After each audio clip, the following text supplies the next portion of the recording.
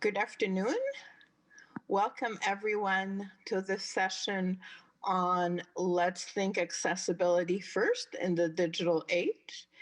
Welcome to this event organized by the Canada School of Public Service in the context of International Day of Persons with Disabilities.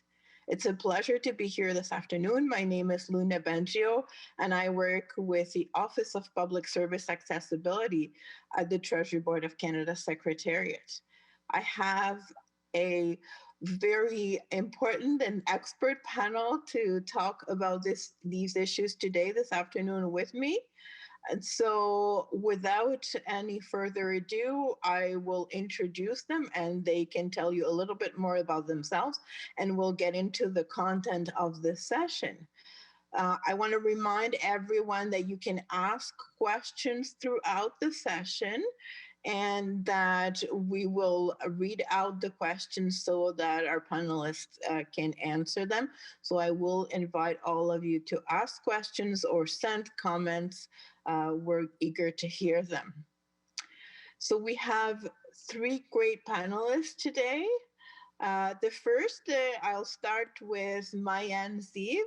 Mayan Zeev is the CEO and founding member of Accessnow, and she's going to tell us all about Accessnow, which is a fantastic application. And then we also have with us Abigail Kidd. She is a policy analyst with Employment and Social Development Canada. She's going to tell us all about what she does there. And finally, last but not least, Chad Lehmann with the Neil Squire Society in the West Coast, who's going to be able to tell us all about what he does and the Neil Squire Society. So, Mayan, why don't we start with you? Sure.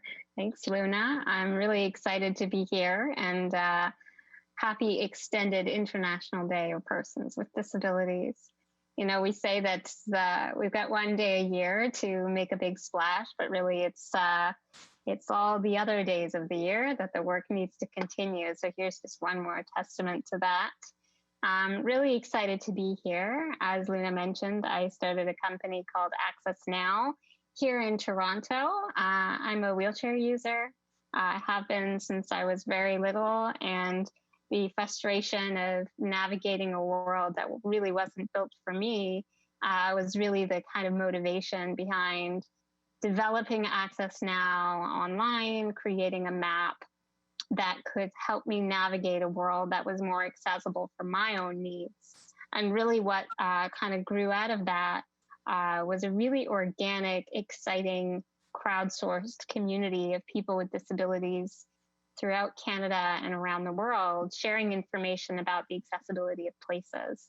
So that's what we do. We share information, connect each other to accessible, welcoming spaces, review those based on our personal lived experiences, and connect with partners and government to help create a more accessible world. I'm really excited to be here. Thanks, Mayan, and welcome. Abigail, why don't we turn it over to you? Yeah, thanks, Luna. So my name's Abigail Kidd, and as Luna said, I work for ESDC. I work in the Office for Disability Issues. So I work on a policy team as a policy analyst, working on disability policy all day long. I have lived experience with disability. I have a physical disability. And I also am the sister of someone with Down syndrome and the future caregiver of that person as well. I work on a wide variety of things, including a major file on accessible books, which I think will hopefully come up a little bit today. But I've also worked on website development. I worked for IBM, and so I have some background in technology and the digital landscape as well. And I'm really looking forward to chatting today. Thank you. And over to you, Chad, in the West Coast. Hey, thank you. West Coast representing over here. When you close your eyes and think of Vancouver, that's exactly what it looks like today. It is gray and it's wet, so hopefully you guys are getting some sun in other parts of Canada. My name is Chad Lehmann. I'm the Director of Innovation for Neil Squire. I'm sitting in for our Executive Director, Dr. Gary Birch, who's on some well-deserved holidays today, and he served on many government committees over his nearly 40 years of work in this space. I've been Neil Squire for almost 20 years. For those of you that aren't familiar, Neil Squire Society really looks at how technology can help empower people with disabilities and help enable people to be further included. And we've done a lot of work around sort of closing the digital divide. We also run a very large employment program, helping people with disabilities get back to work. And in some provinces, we help run the accommodation program. So someone is going to work or going to volunteer, we can help provide the funding and assistive technology they need to be fully included. The last few years, I've been really focused on a newer program at Neil Squire, Makers Making Change, which is really looking to sort of crowdsource assistive technology. And we're building a library of different open source assistive technologies that can be made at the community level. That got started with a Google Innovation Award and has been sustained right now through Innovation Science and Economic Development Canada's Assistive Technology Program. So I've been lucky enough to work in this space for nearly 20 years now. And thank you for having me. Great. Thanks to all of you. So the recent events with the pandemic has shown us how important it is to know technology, access technology in order to function in today's world. And the government of Canada has taken a very definitive turn towards digital. So we have more and more online services.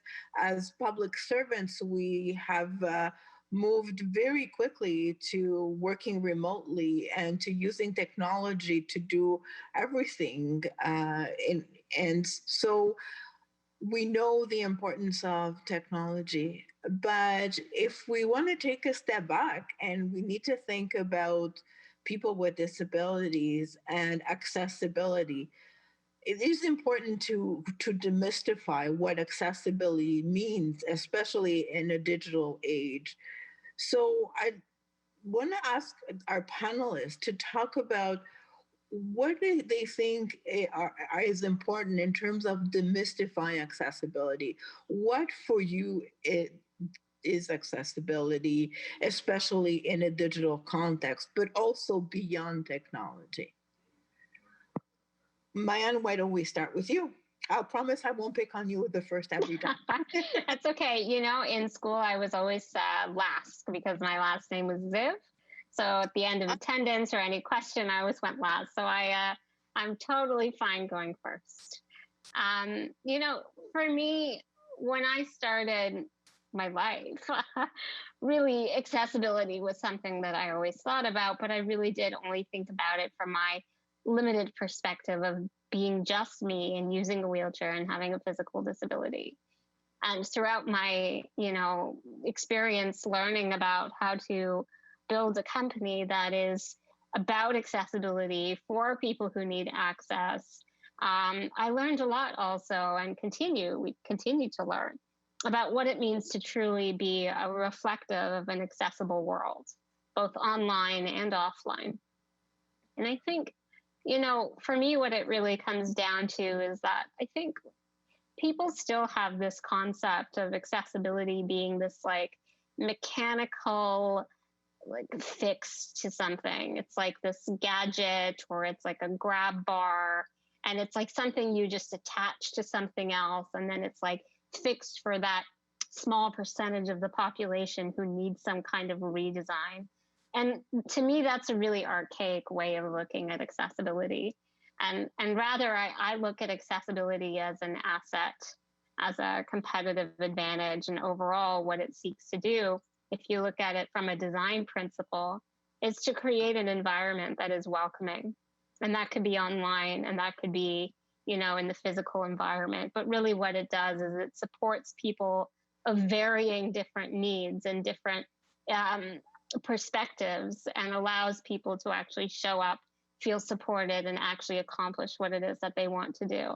And so there's nothing in there that I said, about disability specifically. I didn't talk about online specifically, or it's just an overall design aesthetic that I think it was inspired and designed first and foremost for people with disabilities, but really affects and applies to every person who benefits from the aspects of accessibility that are all around us.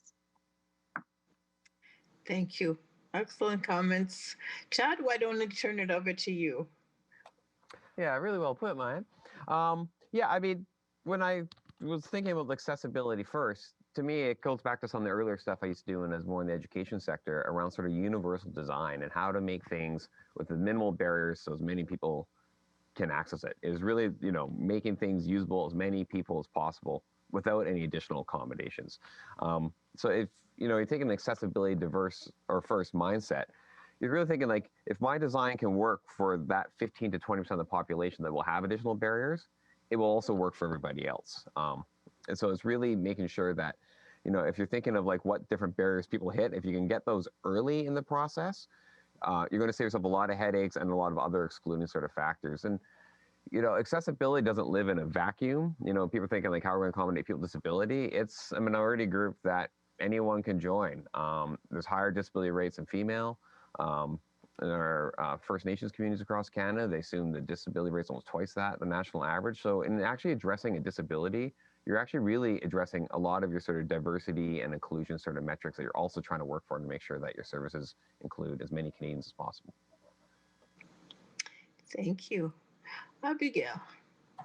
Yeah, I agree with both Mayan and Chad here. I think the other piece is that accessibility really is about choice. So often we think of, there being a one solution for an issue that could solve the problem for everyone. But really what we're looking at is like, who is something helping and who is excluding? And how do we offer choice so that everyone can be included across the board? So it might look like something physical, like a ramp and stairs and offering the options, but it might also look like plain language, images that allow people that are new Canadians and don't speak French or English well to navigate a space, and someone with an intellectual disability to navigate the same space. In terms of web design and digital design, it's, are we just offering a portal or an app as a means of accessing something and then in-person service? And is that portal inaccessible, but so is the in-person service? Or is it offering a wide range of options that can really give someone a wide variety of choices of what works best for them at any given time? And I think when we're doing that, when we're looking at innovation as a means of providing choice and then providing those choices as much as possible, we're really offering accessibility to everyone involved. Absolutely. And I think if I may add, it's a question of thinking about individuals and how everyone is unique and how everyone may have unique needs, and becoming aware that that is going to require that we think about accessibility first, as this session title indicates. Perhaps I can take 5 seconds to advise our participants that this session this afternoon has posed some technology challenges for some of us, and so please bear with us if you are experiencing any problems or any challenges participating in this session. Please know that our colleagues at the Canada School of Public Service are doing everything they can to make sure that this session is as good as everything for everyone. Just to let you know, we presenters have had to switch from Microsoft Teams to Zoom at the very last minute because it wasn't working. So we appreciate your patience if you experience any difficulties. So back to our topic today. How can we get people, especially those who have the ability to influence decisions, etc. How can we get them to think about accessibility? And what are the challenges that you see in achieving a mindset that integrates accessibility into what we do and how we do it as a public service and as the Government of Canada serving Canadians? So I will start this time. I will start with Chad. What's your perspective, Chad, as somebody who is really looking at this from the perspective of helping people access services and programs? Great, and I just see in the chat now that the captioning is now up and working. So the captionists have also joined us in our latest online meeting room. So thank you for those of the patients that comes together. Yeah, so around sort of fostering an accessibility mindset, um, there, there are guidelines and there's pieces there that people can sort of work at, especially in the digital space. The sort of methodology that I've worked with is called the POUR methodology, POUR, and this is an acronym. So, and some of it is very technical, so sort of like back end technical stuff. And then some of it is very much like you as the creator of content, things that you can do. So the P is perceivable. And that's really focusing on, does your medium exclude anyone? If you're using video, are there captions? If you're using pictures, is there alternate text or something that can't access those pictures? So make sure that your content's perceivable. And that sometimes comes down to technology, but it also often comes down to who is producing that document and that sort of piece to take the time to do those sort of pieces. The O is operable. So can you operate the system? Now that's usually, like here's a quick way for you to test, like, will this web page work for a screen reader? And this isn't a perfect test, but try to navigate a web page without using your mouse. Try to use a keyboard and see, can you tab through it? Can you activate things in your space and enter key? That gives you a bit of a hint of what a blind user may have issues with in trying to access your technology. And that's really a standard sort of base piece. So it comes down to procurement, I think, a lot for government, that when you're looking at systems and rolling out, is the underlying technology accessible? Are you building on some best practices and standards? The U is understandable, and Abigail already talked a bit about this, like simple language. Is it clear, concise messages? Are the menus consistent? Is it easy to comprehend? And the R is the robustness. Is it interoperable with other assistive technology? So really, again, that comes down to the standards of the technology. So there's things that when you're selecting, I think, technology, and as you are moving more digital, you want to have that foundation in place. And then there's things that you as a content producer, I think, can do in making sure that you're modeling best practices. You're making sure your videos are captioned. You're making sure you have alternate text on your pictures. So I hope that gives a bit of a framework. That really helped me earlier in my days in trying to think about what are things I can do and what are things I have to know need to be in place for it to work for other people. Thank you, Shannon. Actually, those are the four guiding principles that define web content accessibility guidelines, and they're very useful in understanding exactly what we are trying to achieve when it comes to digital accessibility. So thanks for that. Mayan, why don't I go to you? How can we create that mindset? Chad, is that a Lego mug? That is super cool. Sorry. Yeah, and I'm trying to be a professional. I came into the office today, I had my jacket, but my home desk is just Lego. I got 8-year-old twins. There's Lego is a big part of my life and the pain in my feet. So yes. Super cool. Like there's no way that I could avoid mentioning that. So sorry. To your question, Luna, I think, well, also I was just describing it, so I'm making it a little bit more accessible so we could all enjoy the mug. For me, what I often kind of come down to is like, there's going to be different reasons for different people to be motivated to make something accessible. So, I think I started from the perspective of everyone needs to care. And I just assumed that people would. And then, I kind of go out into the world and realize that there are a lot of people who don't know anything about accessibility or who have never met someone with a disability. And they don't even know where to start. And so how do you get from a place of ignorance, which is usually not ill-meaning, to a place of every single person on the planet has a responsibility and a level of accountability to create a more accessible world? And so for me, I kind of take this analogy or example of the environment. And if you look at the climate change and how we've evolved in terms of the conversations we're having, who's responsible, who's accountable, from being a few people, who carry around water bottles to literally every single person recognizing that they have a responsibility and a part to play in making sure that we protect our planet. And for me, that's really what I'm aiming to see within the accessibility space is we cannot rely on one department or one person who has, the words accessibility in their title to be responsible for creating accessibility for an entire company or an entire country. Like, it's just not reasonable to expect that we will create change at the speed at which it's needed, if that's how we're going to go around it, especially because also those people are constantly pushing against barriers in which people are either not being listened to or not provided proper resources or proper time to invest in access.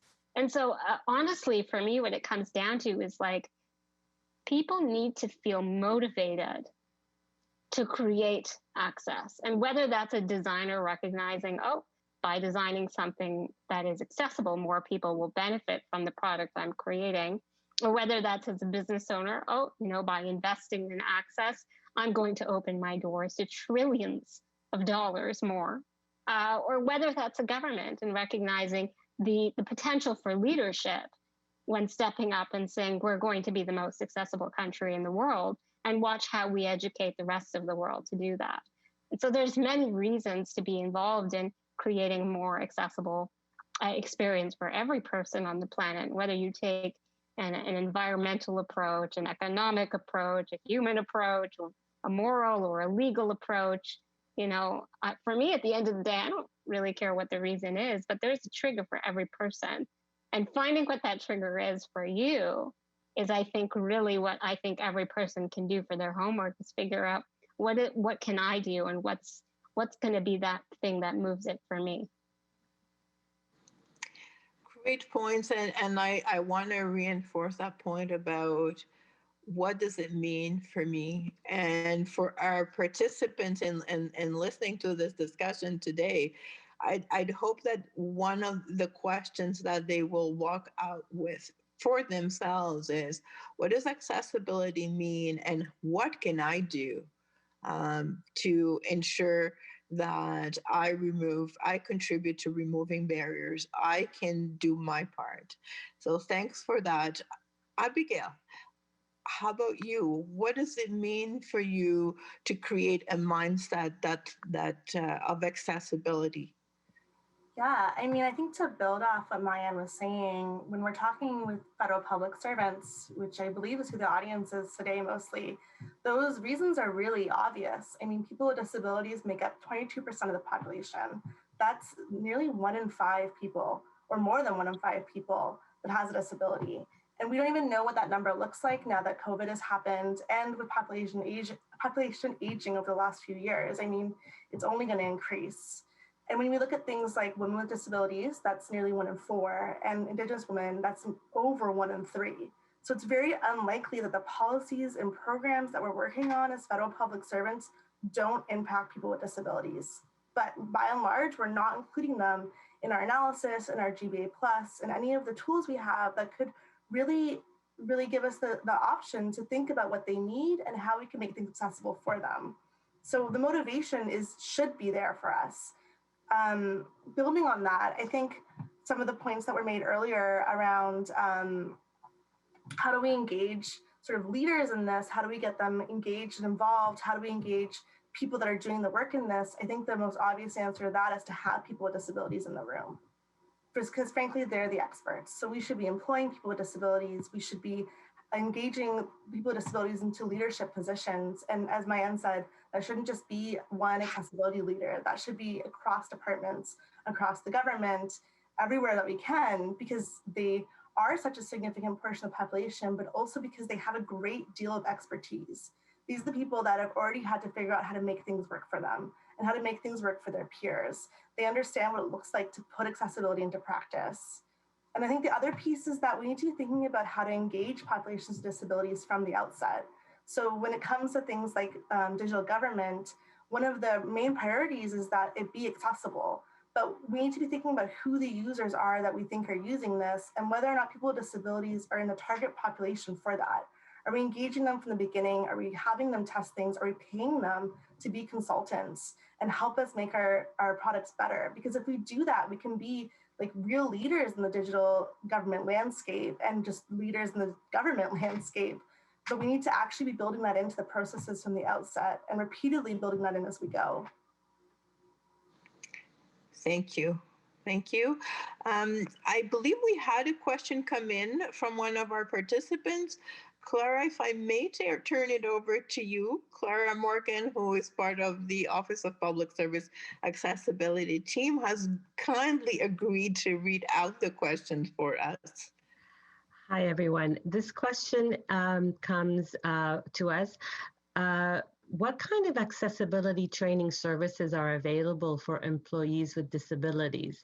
For example, when technology or services change, can employees with disabilities obtain the necessary training without having to always ask for it? For example, one-on-one training. Thank you, Clara. That's a really good question, and perhaps a question that's more easily answered when you work within the public service.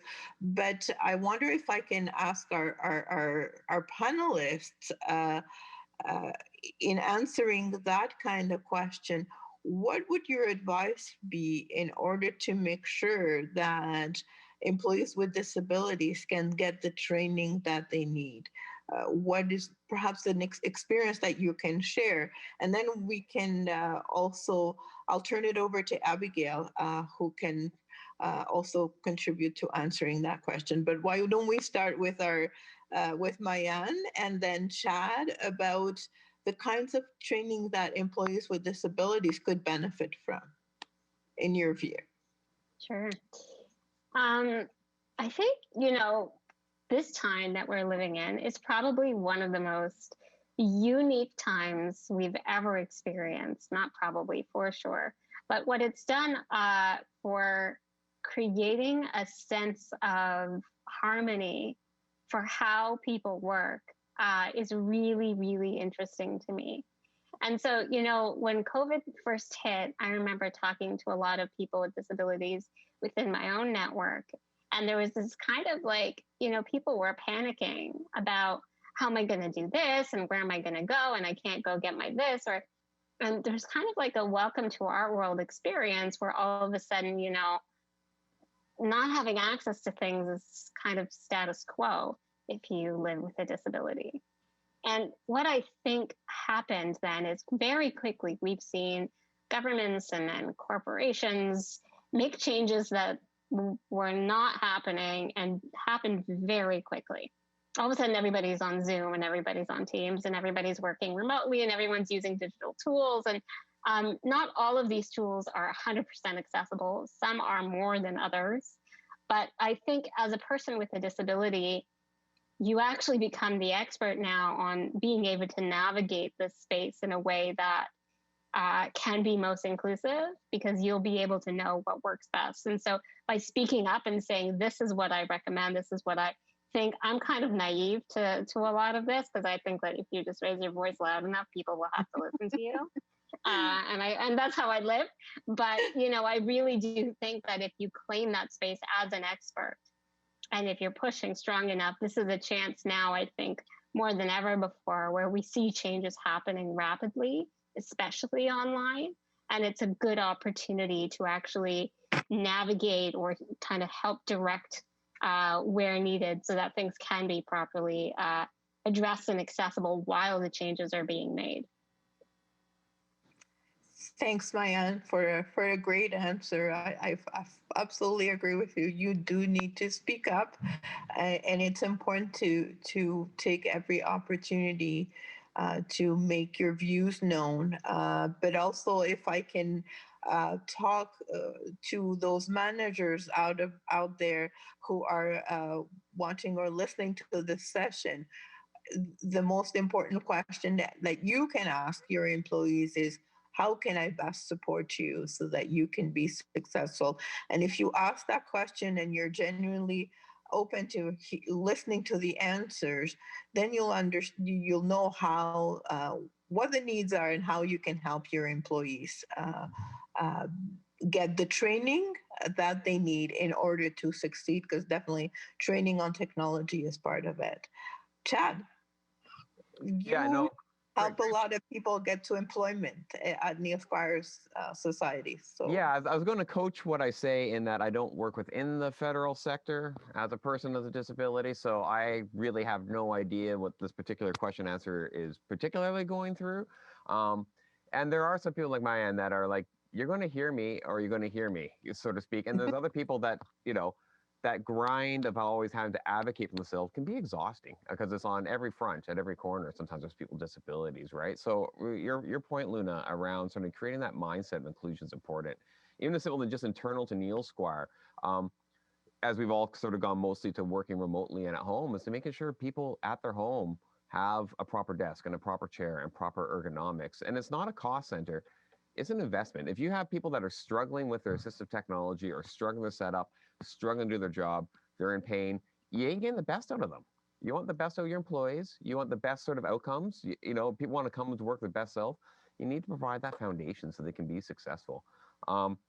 Something that really happens in the assistive technology world that we've seen is abandonment can be quite high, where someone, oh, what you need is this widget or this, this software piece, and it gets installed and there you go. And, building they'll come is a field of dreams. There needs to be training and support with that. So for in British Columbia, we help run the Work BC Assistive Technology Services Program, which helps ensure that as the people are starting employment or going into sort of a very sort of steady volunteer job, they have the assistive technology they need. And that always includes training. There's an assessment by a professional. They're working with the employer and the person trying to make sure those comments are in place. And then there's training for people involved to make sure that it works. And there's that feedback loop. So there's no sort of like, oh, you have this disability, here's the right dongle for you, and you should be good. There needs to be that sort of training and tuning, and that onboarding is so important, because otherwise it gets abandoned and it doesn't work, and you're worse off than when you started. Absolutely, Chad, and you've really put your finger on it. It's not just about giving people gadgets. Accessibility is not just about technology. It's about the support that people can get in order to do what they need to do. Abigail, what's your perspective from being a public servant, from working in policy related to accessibility? Yeah, I mean, I think the question is really articulating a problem in that we're thinking about how to shift the federal public service and make it more accessible. We have the accessibility strategy for the public service, which Lena, I know you're very familiar with, and that comes out of the Accessible Canada Act, which is our first sort of national law on accessibility that is setting a goal of being accessible by 2040. So there are these sort of drivers in place and this like need and desire to shift things. But when we think about that, we are thinking more along the lines of what do we implement to make things easier to work? Or how do we add accessive technologies into place? What do we do to shift the way people think about disability across the public service? But what we're not thinking about necessarily is what do we need to do to support people with disabilities to actually do their jobs long term. So while we may be doing a good job sometimes in some departments of giving people the keyboards or the speech to text or text to speech software they need or the ergonomic equipment, we may not be doing a good job of actually supporting people as things shift and change, and of actually learning how to work that equipment well into their best interest. We also don't always have the information in place to be able to figure out what it is that they actually need. So ergonomic assessments can help with that and sometimes can give you ways forward, but sometimes there's things out there we don't even know exist, or we're left to research things on our own and figure out how to solve the problems by ourselves. And that can make things really challenging. And it can also mean that we don't have the supports to actually navigate when things aren't working well. So I think that that's an issue. I don't have a solution for it. I don't see there being a great deal of follow-up. I know that there are experts that can help support in implementing new technologies or putting things in place, but I think that that's a gap that we need to address. Absolutely, thank you. And in talking about training for employees with disabilities around technology, I want to mention Shared Services Canada's Accessibility, Accommodation, and Adaptive Computer Technology Program, or Triple ACT, who provide an array of services, including training, including assessments, including advice, a lending library of adaptive technology. So if you don't know about Triple ACT, I strongly encourage you to find out about that wonderful program and their team, who not only look at the technology that you need, but will support you and provide training. So we have a number of other questions that have come in. But before we turn it to the next question, I want to, from the audience, I want to talk about, what do you see as the biggest challenges in integrating accessibility into the way that we do business as a federal public service? What do you see as the challenges in making sure that that reflex of thinking about accessibility is developed? Why don't we start with you, Chad? And because I don't have a raise hand feature on my Zoom platform, I'm bound to call on each of you rather than ask you to volunteer to answer the question. So I apologize. No problem. No problem, Luna. Yeah, there's some good things in the private sector, as well as other governments. You know, we're all very excited here that this Accessible Canadians Act. You know, we like to think Canada's a very progressive place. This is something that happened in the States 30 years ago, the American Disabilities Act. So I would say we're behind in some of the stuff, and some of the things that have happened through that legislation. But if you want to look at the glass sort of half full with that, that means other people have learned this and done this. So you should steal their homework. You should, or adopt best practices, I think is a nice government way of putting it. There's other people that have done this work, so you don't have to start from zero. You may be starting from zero, but other people have done this work. So there's some pieces to build on. Something that I was really impressed with that I've looked through recently is Microsoft has published open source their inclusive design framework. And it's a series of activities and things you can do. So if you're thinking about design, it has some ways to develop personas and different sort of design thinking sort of pieces. It's not just digital. I mean, it's Microsoft, so this is a digital bent to this sort of stuff, but it really tries to help people take a more holistic view and get outside of their own sort of perception of the bubbles and pull their pieces in. And I also think what Abigail said earlier is very important. Accessibility needs to have a budget. You need to have people included in the design part. And if you were asking for legal advice, you'd pay the lawyer. If you were asking for realtor advice, you'd pay the realtor. If you're asking for people with disabilities, their advice and their expertise on what works, you should be paying for their time. It shouldn't be like, can you test this out for me for free? And we see a lot of that where people with disabilities are expected to be the experts. They're quite often living below the poverty line and they're not getting compensated for their sort of lived experience and stuff. So I think those are some pieces where you can start. Steal from other governments that have done some of this work. Look at some of the design best practices. Microsoft's published a great sort of guide around some inclusive design and include people with disabilities from the beginning. And I think that nothing for us without us sort of piece is really important as this gets built. Thanks, Chad. Abigail, what's your perspective on some of the key challenges we're facing in having accessibility being integrated in what we do and how we do it? Yeah, I mean, first of all, yes, paid consultations always, paid engagement always. I love that. And I think it's really, really important. I think one of the biggest challenges that we're facing is just a lack of confidence and knowledge. We hear a lot that people just don't know how to integrate accessibility properly. They don't know what it looks like to be inclusive of people with disabilities. And I think that the lack of information, both in terms of the private sector, but also in terms of the public sector, is a big barrier. And it's a really frustrating barrier because, again, there's so many people with disabilities out there. We shouldn't have such a lack and disregard for the needs of these people, but that's what we're up against currently. There's some work on that happening. I know internally we're working on new trainings and information, and I'm hoping that managers really seek those out and that public servants really seek those out and begin to actually engage and learn on their own, because it's crucial that we actually understand the needs of people with disabilities and work on implementing what they need. I think in terms of digital government, some other barriers are things like efficiencies and solutions based on AI, leaving out people with disabilities. So often the user that people expect to be using these things is a sort of standard person without a disability, like a normal person, if you will. And I think that often can really be a dangerous thing. There's some really wonderful research out there about how self-driving cars, for example, can really put people with disabilities at risk because they move in a non-standard way and cars assume that they are safe to hit, basically. And so if you think about that and apply it across the board, we need to be questioning who are we assuming is using this and who is actually using this and what are their needs. If we can do that, I think we can really address a lot of the barriers up front. Thank you. And thanks everyone for keeping those questions coming.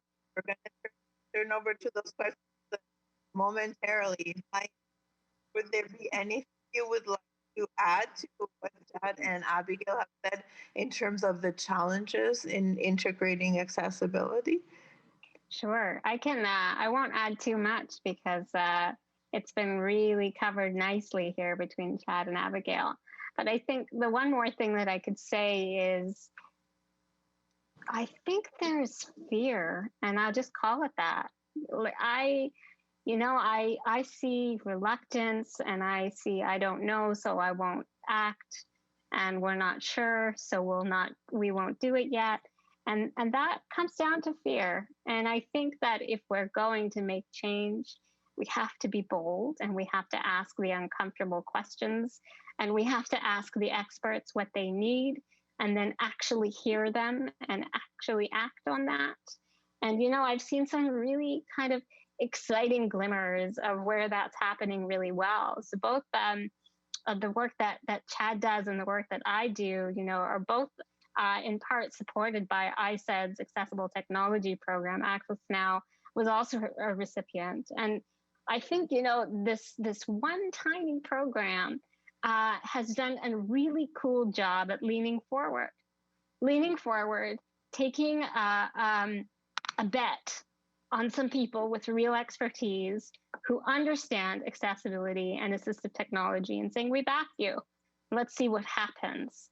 And, out of this small program, we've done some phenomenal things. And I know, and we're just two examples, but, within a year and a half at Accessnow, we've just exploded. And it is showing ripple effects across the country. So sharing information, connecting with people with disabilities. Our spring is gearing up to being one of the most active ones ever. And it's the kind of stuff I'd love to see everywhere from tons of people and tons of organizations and supported by government. So if you don't know, pausing at I don't know and therefore we won't act can't be the solution. There are so many people who know, and supporting them and believing in them and helping us kind of get to that next stage. I think that collaborative nature is really cool and shows some really great results.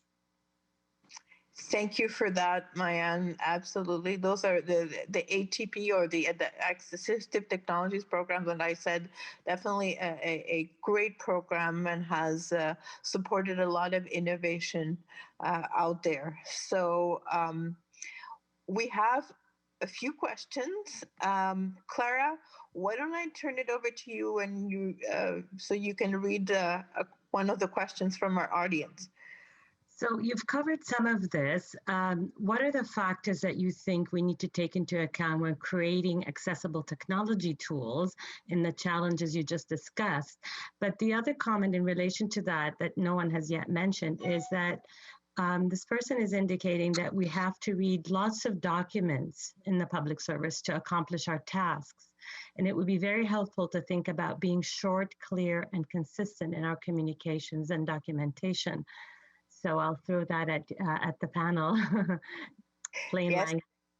Thank you, Clara. And before we turn it over to our panel, and in response to one of the comments that just came in, I want to reassure participants that our colleagues at the Canada School of Public Service will follow up with an email with contact information, with useful links where you can find information about some of the things that we're talking about today.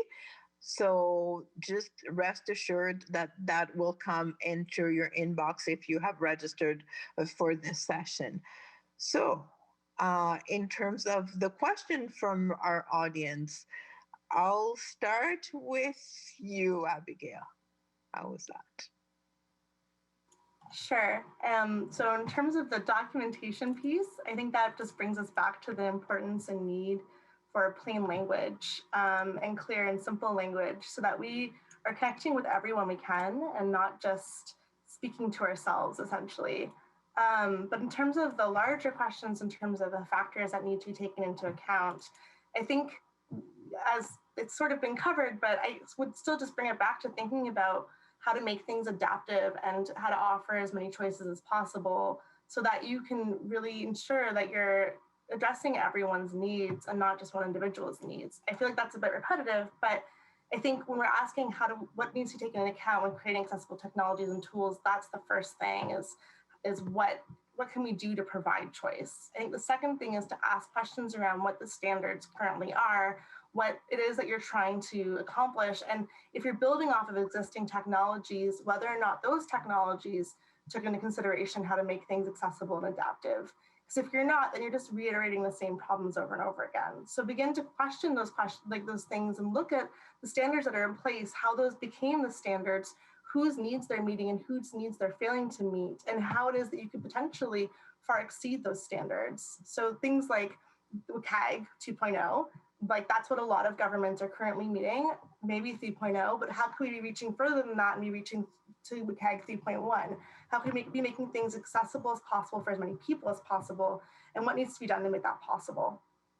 I think those are the sort of core things. I think when we're asking questions like what factors need to be put into place or thought about, it really varies a lot piece by piece. Beyond that, I think it just becomes too iterative and too specific to really speak to, but I think those are the high level pieces.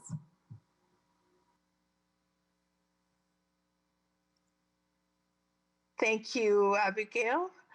Mayan, I want to turn it over to you because I know that in evolving the Accessnow app and some of the work that you're doing, you alluded to it at the beginning. You started from thinking about physical accessibility, but then very quickly you evolved to think about other accessibility issues.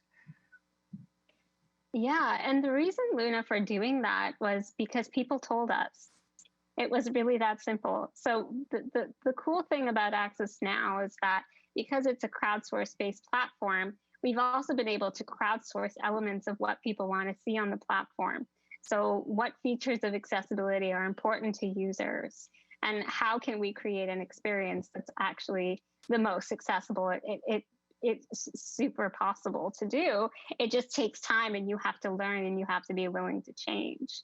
And so I think for us, you know, the lessons, and we continue to evolve, is exactly that. It's to create a really clear channel where people can submit and share their feedback, can speak openly and feel safe to do so, and for us to actually take that and turn that into action. And the majority of the time, especially if you're in a startup, we don't know what we're doing until we start. But that's not where it ends. We literally just have to like get out of, you know, the box, let's say, which is usually just like a virtual screen now, and ask people and learn from people and connect with experts and find the best way to do that. And so it's just kind of this process of continuously iterating and getting better all the time and making sure that we're really meeting people's needs. And we test that. We constantly are testing to see if it's working, if people are responding well, or if we haven't done so good. And I recently, for last week for IDPD, I put out an article on BuzzFeed about 8 ways to be an ally to the disability community. It's just like really clear, simple steps on things you can do. And the last one was show up imperfectly. And I think actually this one's my favorite, and the one that people have resonated with the most is that often, again, people hold back until everything's done and perfect.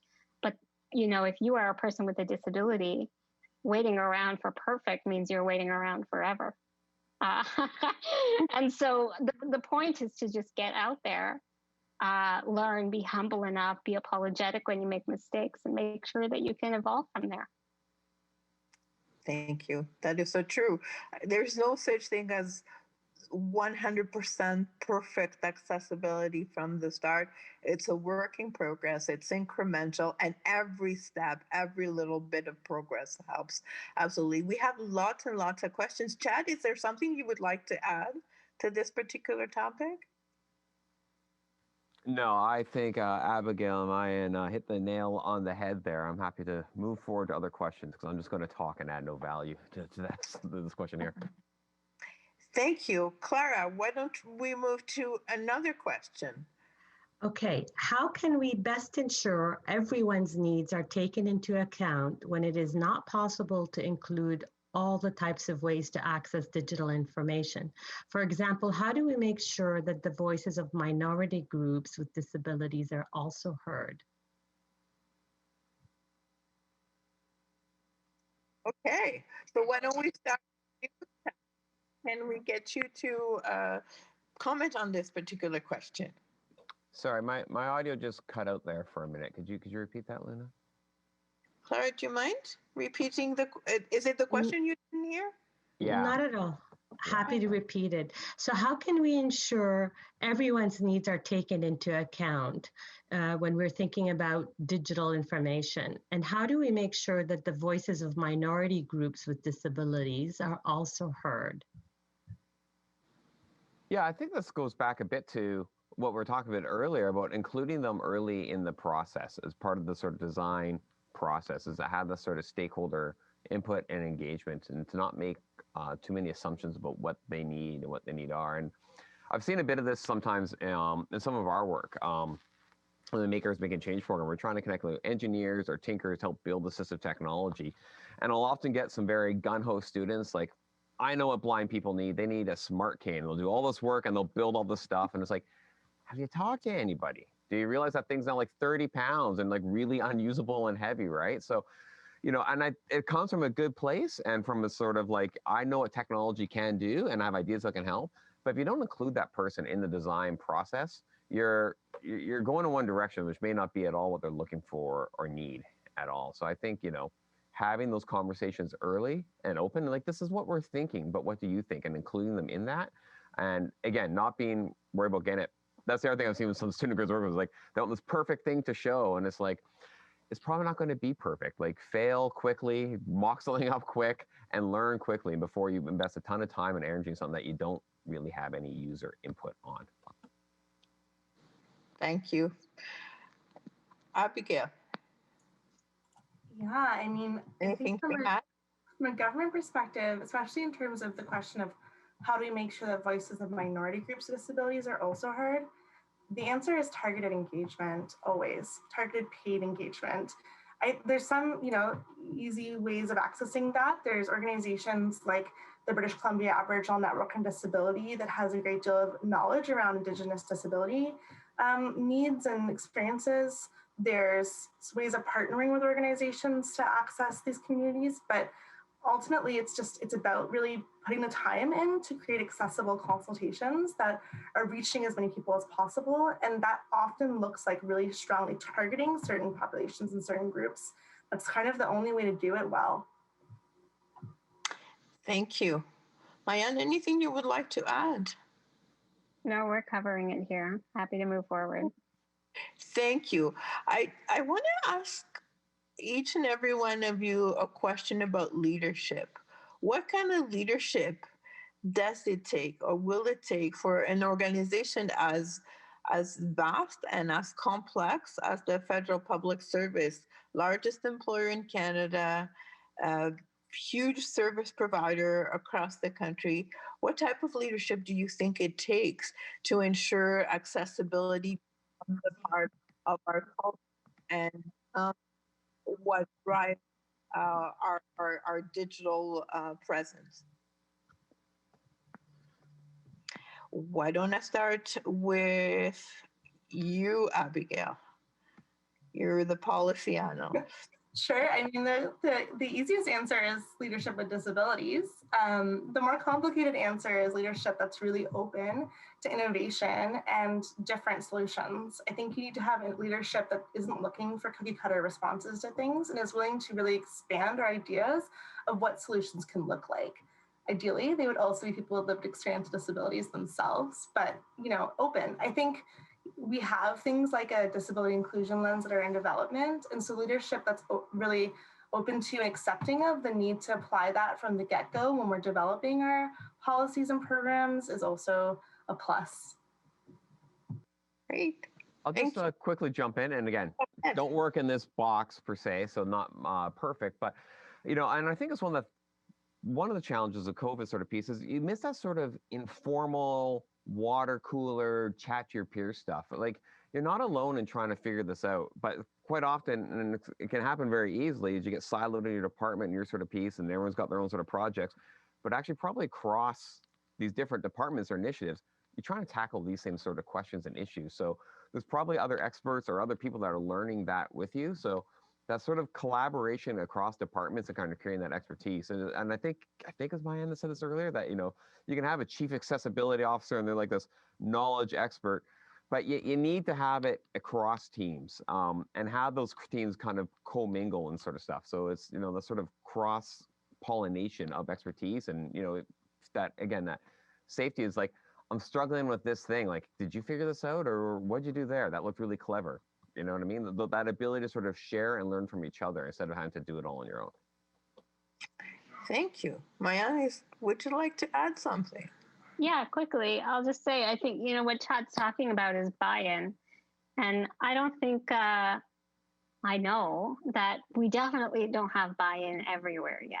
We're getting closer, and there are events like this that educate and bring people into the conversation and invite people to learn more.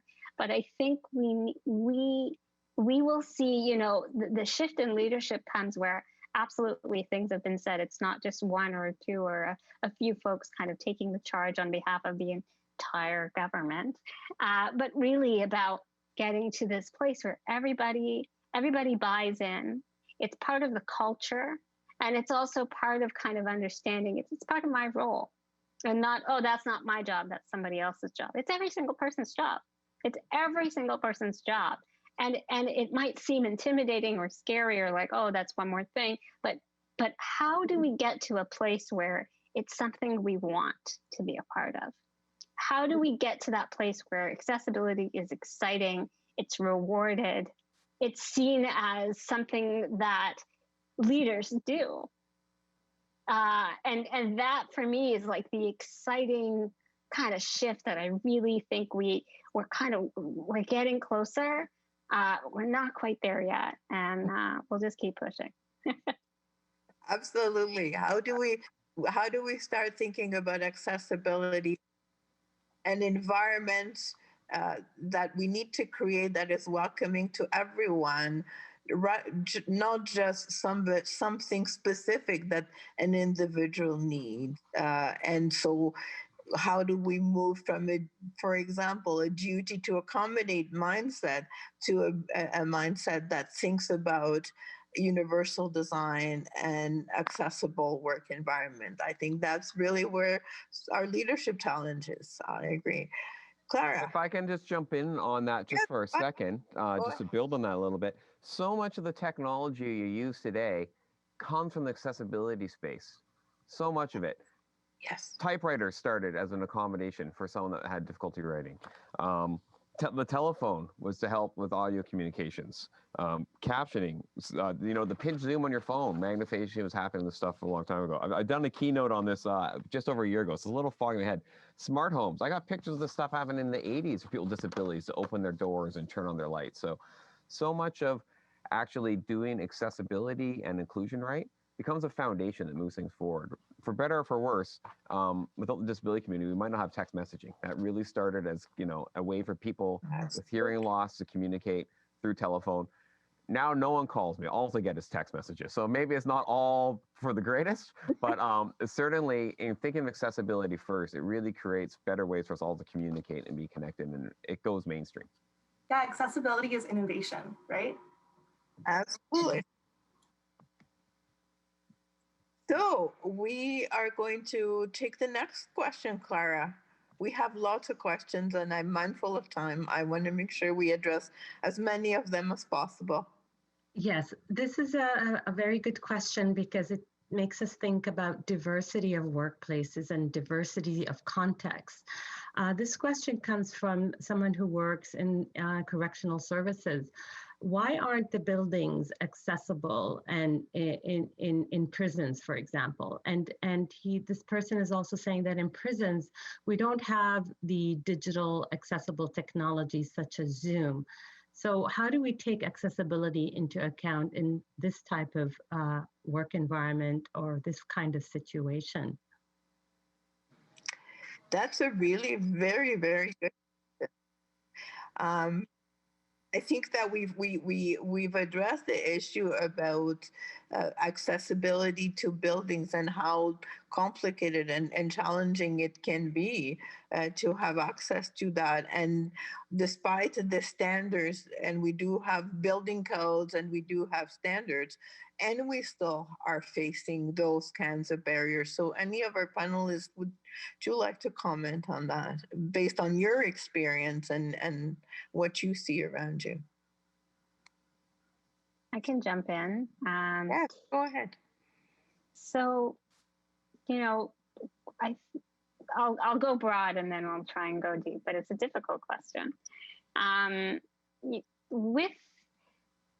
If we continue to play this game of policing and catch up, where you will always be behind, the more that people build things without having the proper education that starts in school and starts within their employment that says you got to do the right thing, i.e., you have to make sure it's accessible, or this won't get funded, or that you won't get the budget for that, or these permits won't be approved. We have rules in place, but there are all these gaps.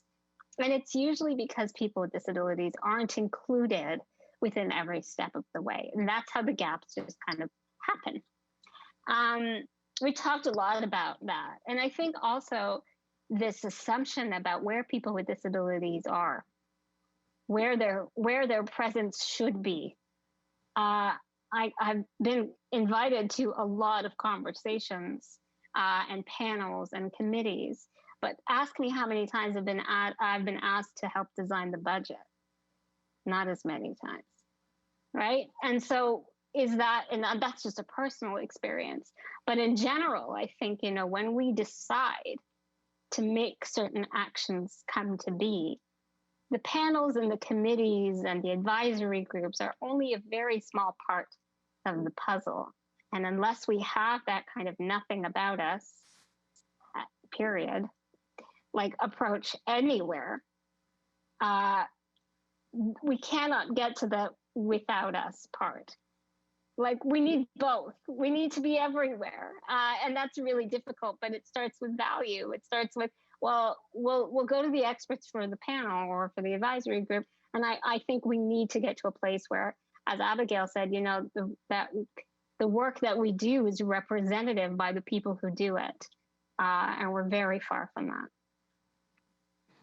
Yes, absolutely. What a very inspiring comment, and certainly a reflection of some of the realities we see in the federal public service, where of the people who are employees with disabilities who self-identify, we see a very significant proportion that remain in certain occupations. We definitely don't see the representation across the very broad range of occupations that we see in the federal public service. And definitely that's one area where we need to really put some concerted effort. And Abigail, Chad, anything you'd like to add? Yeah, I'd love to jump in and just say that this is also a really good indication of the importance and need for a disability inclusion lens to apply to our policy and thinking. So this is the result of assumptions that people with disabilities are not in prisons, that they don't have needs, that they don't need accessibility in those spaces. It's also indicative of assumptions around sort of what people that are in prisons should have access to. And I think we know that there are higher rates of intellectual disability in prisons, that people with intellectual disabilities are overrepresented. We also know that mental health and mental illness is an issue in prison populations, and that people that are in prisons are more likely to acquire mental health disabilities as well as have them going into the prison system. Like those two facts alone, and then the fact that we also know that people that are Indigenous women are more likely to have mental health disabilities and intellectual disabilities and be in the prison system. So all of these things compile, right? And so it's a really good indication that we should be thinking of those things. We should be applying those things from the outset, not at the end, and thinking about what that means for who's in the prison systems and what their needs are and how we can be addressing them. And obviously what this is pointing to is a failure to do that. And it's a failure of us to be thinking about disability across the wide variety of Government of Canada policies, departments, programs, rather than just thinking about it in terms of like the most obvious ones or the easiest ones, which tends to be things like social programs versus things like the criminal justice system or maybe the RCMP. Those are the sort of areas where that is really absent and really needs to be applied. Thank you. Thank you for that answer. Chad, would you like to add anything? No, I think you two knocked it out of the park. I'll leave it at that. Great. Thank you. Clara, we've got more and more questions. We've got a couple of questions on workplace accommodations. And if you are okay to move to those, I think those are important questions, and they definitely link to the whole question today of digital accessibility first. Yes, there's two interrelated questions about the recruitment of persons with disabilities and also providing accommodations for them. So as a staffing advisor, what would you recommend for hiring managers to prepare for hiring persons with disabilities, and the fear or feeling that we won't be able to accommodate them? And in relation to that, someone has also commented that there's a perception that accommodations are very expensive for persons with disabilities, and at times you are reluctant to provide those because of the cost. Thanks, Clara. And Chad, I would like to turn that one first to you, those ones first to you, because you work with employment programs for people with disabilities, and you support people with disabilities in obtaining and keeping employment. Yeah, thank you. Let me get a word in before Abigail and Maya show how smart they are. Yeah, no, thank you very much. There was this group in Canada, Canadian Sensibilities, which is really looking at increasing the hiring people with disability in the private sector. And it was funded for a few years, and I went to look at their website, and it's gone, which is unfortunate. They have this great repository of different resources and best practices and pieces. The BC government still has a fairly active one. It's called the President's Group. And it's been led primarily by YVR and Van City as the leaders of it, but also has London Drugs. So some very large employers on it. So I think there's some parallels to government in terms of like large distributed workforces, but also there's a number of small businesses too. And they have a number of case studies, best practices, and things that have worked through. I can't remember the fellow's name off the top of my head now. It's on the tip of my tongue, but he helped do a lot of the transformation work in Walgreens around increasing their hiring people with disabilities. And they now have a warehouse that's actually 70% of their workforce is people with disabilities. And he said one of the big things that he did, you know, they had sessions and talked about why it's important and put some policies. But he had with his hiring managers what he called a safe space, where you can come in the room and you can ask any question. No one's going to get offended. But like, what is your fear? And feel free to speak it. And just creating that space where people could have those conversations, you know, and it wasn't meant to be like where people could be insulting or derogatory, but where people could say like, I don't know. And that's okay that I don't know, and let people feel like that is okay. And then they could have those conversations and work on that. So creating that sort of space where people know where they can ask questions from a place of empathy, I think really helps kind of destigmatize and create options. In terms of options, I'm not sure how it is budgeted internally within the government, but I know that as someone that has the pleasure of writing many government grants, there's a budget line in there for me where I put money in, and sometimes I'm under and sometimes I'm over, but it's part of my process. Even just recently, I have a couple of youth starting with me, and that was from both of those people that I think is also through ISEDS, the funding agency. But those were parts of both of those agencies administering those funds brought to me. Any accommodations they need, make sure you built that in. We have budget line for that. So it's great that if I'm hopeful that with inner government, you have a budget line for this. And it's great to see that as part of my, you know, service delivery programs that we deliver, that that is part of our templates, and it's something that, as someone devises the programs and implements it, we're starting to see that in programming going forward, that accommodations should be something that's funded and supported. In terms of cost, there's an old number that sort of shows that, the traditional cost is about $500 per person. That may be for the gadget. I would recommend that the training of the gadget and how that works and how it works with the systems that the person's supposed to work with is equally important, and there is a cost usually associated to that as well. Thank you. Mayan or Abigail, would you like to add? I'm just going to say one really quick thing, and it's not as practical, but so I'm coming from the outside, right? Like I work at a tech company, and our job is to kind of build the future so that once you get there, it's ready for you. That's what it feels like we're doing some days. I really, one of the fascinating, so I had this session with a group, like a leadership team at CNIB. And it was really interesting. Like we were talking about technologies and, what works and what doesn't. And somebody brought up the fact that their iPhone was, the number one assistive device that they use to basically do everything, but that at their work, they weren't permitted to use their iPhone because of security, because of this, because of that. And so the first thing we recognized was, first of all, they need to be flexible, that the solution that you think is right is not always right.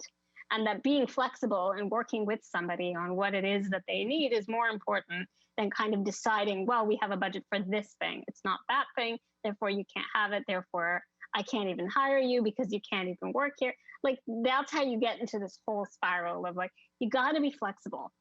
Especially now, we're living in a pandemic. If you haven't learned how to be flexible, this is the time. Figure out how to be flexible. We've got a boot camp to do it now. We're all in it together. And the second thing is like for those who are in space of inventing new tech or being innovative in process, finding a way to build something that is digitally inclusive so you don't have to go and get an add-on. The iPhone is a beautiful example where there are things in there that most people don't know exist. But if you need them, they're there for you. And you don't have to go pick up something else off the shelf and something else off the shelf. But that by designing technologies themselves to be flexible and inclusive, we actually get away from needing to constantly chase after and then add on and add on and add on. And that's really, those are retrofits. Those are all retrofits. So I'll work on trying to motivate the tech sector to step up and get there. And hopefully government can work on procuring those types of services. And then together we'll meet in the middle. And absolutely. Thank you for that. And where would I be without my iPhone? So I absolutely share that.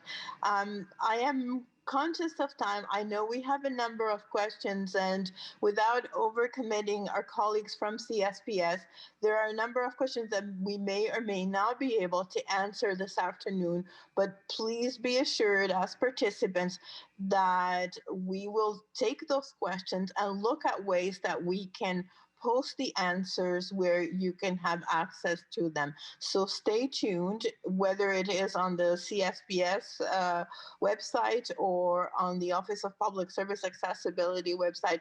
We will definitely make it a point to take any questions we have not answered this afternoon or any comments and make sure they're made available.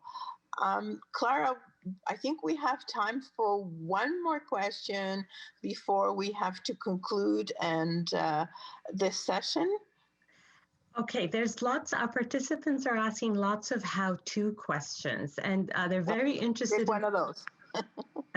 Well, they're wonderful questions, and those they're multiple ones, and it's almost as if, where can people get this information? It's like, where do we get this information? We would like to, for example, draft documents that are complex documents in plain language, or we would like to have our 3D image accessible to someone perhaps with a visual disability, or how do we make something accessible for people with conflicting disability needs? So lots of how-to questions. Absolutely, and thanks for those questions. I think one of the important benefits that a session like this can give you is access to additional resources that you can find where it can give you more information. And if my panelists will allow me, I'll take my moderator's privilege to point people to a couple of resources. First of all, in terms of accessible communications, the Treasury Board Secretariat, in collaboration with a number of departments, including ESDC and the Privy Council Office, have just created, it's an intranet repository of extremely practical resources on how to make communications accessible. So it talks about social media, it talks about images, it talks about videos, it provides guides on how to make events more accessible, including virtual events. So there are lots and lots of resources out there, and the site link will be available to you through that follow-up email from the Canada School. In addition to that, it has an accessibility hub where we have a number of resources that are available on accessibility, including guides on how to create accessible documents, including a lot of information about available resources. So again, you will get those practical links. How to is, I think, the key question.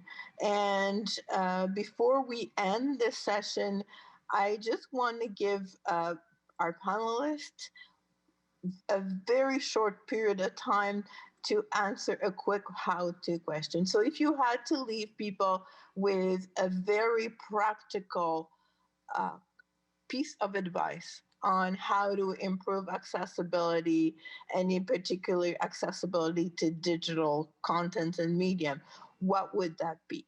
And I'll give you a very, very short period of time to answer that question. Why don't I start with you, Abigail? One practical piece of advice. Oh man, I think rather than give a how-to, because I'm not sure that I really have like one single how-to, I would just say that part of the last question around the fear of hiring and not accommodating is sort of answered by these resources, right? So like getting prepared ahead of time, making sure you're informed, I think that is the first step in terms of hiring people with disabilities, in terms of addressing accessibility needs. And I'll just throw one more resource out there. The W3, so the World Wide Web Consortium, they have an immense amount of information around accessibility for web. They have teams of people, experts, many of them in Canada, who are working on how to make things more and more accessible, and they have a wealth of resources. So I just would point you there. And then I just say, just get informed, learn as much as you can.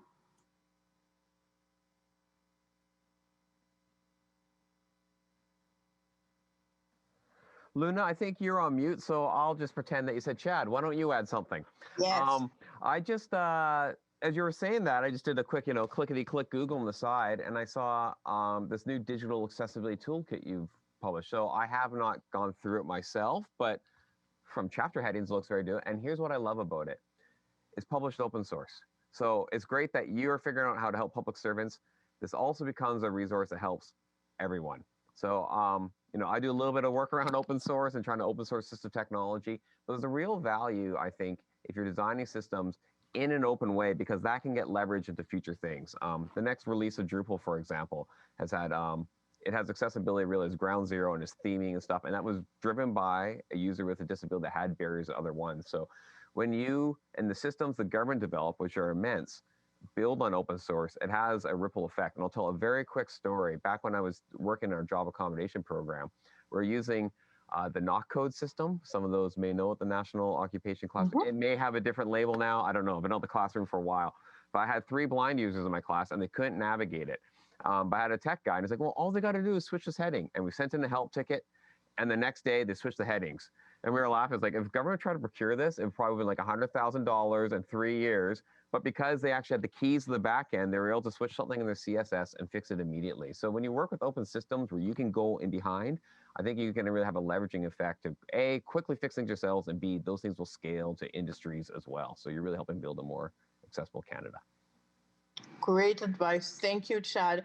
And before we thank everyone, Mayan, the last word. Oh no, it's the hardest. So I'm going to say something kind of unconventional, maybe, but the concept of educating yourself can start online, but amplifying people with disabilities' voices and their perspectives, I think, is probably one of the best places to start. So if you can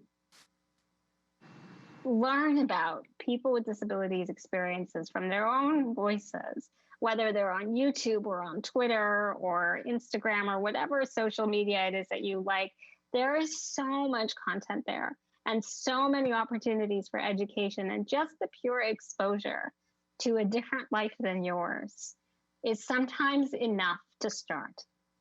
And so, you know, when I connect with someone, often I know right away whether that person knows someone with a disability or has had exposure based on the language, based on the approach, based on what kinds of questions they ask. And so if you don't know someone with a disability, which that's probably not true, you do, you just don't know that you do, but having the time to just learn about a life that's different than yours can really impact the decisions you make without even realizing it sometimes. And I think can be a really valuable contribution, that just to self-educate and expand your mind.